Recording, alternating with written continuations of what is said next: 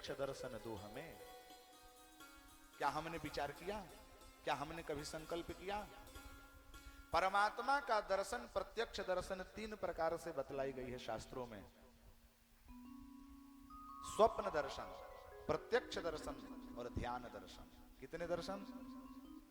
प्रत्यक्ष दर्शन, स्वप्न दर्शन और ध्यान दर्शन। जिस व्यक्ति के ध्यान में परमात्मा का दर्शन हो रहा है, समझिए कि उसकी भक्ति धीरे धीरे बढ़ रही है।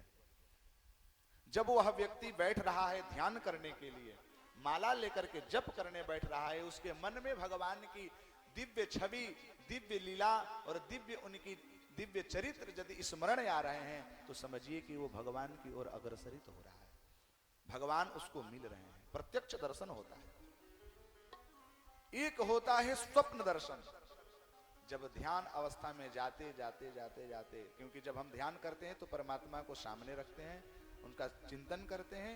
अब जब चिंतन हमारे हृदय में प्रतिष्ठित हो जाता है, 100% स्थित हो जाता है, तब जब हम स्वप्न अवस्था में जाते हैं तो वही परमात्मा का दर्शन होने लगता है। वो भी उत्तम दर्शन माना गया है।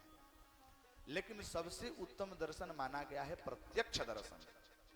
अब प्रत्यक्ष दर्शन कैसे होगा? तो ये पद्धति है, पहले ध्यान अवस्था का दर्शन करें, फिर स्वप्न अवस्था का दर्शन करें, उसके बाद प्रत्यक्ष दर्शन स्वयं वही भगवान कर देंगे।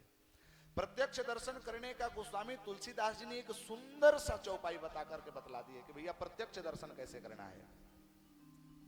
सिया राम मैं सब जग जानी, करऊं प्रणाम जोर जुग पानी।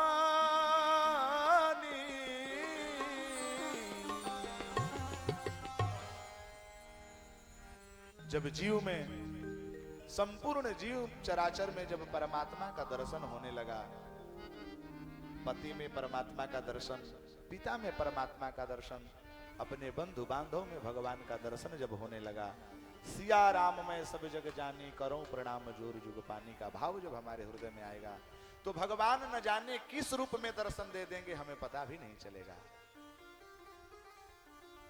एक नाथ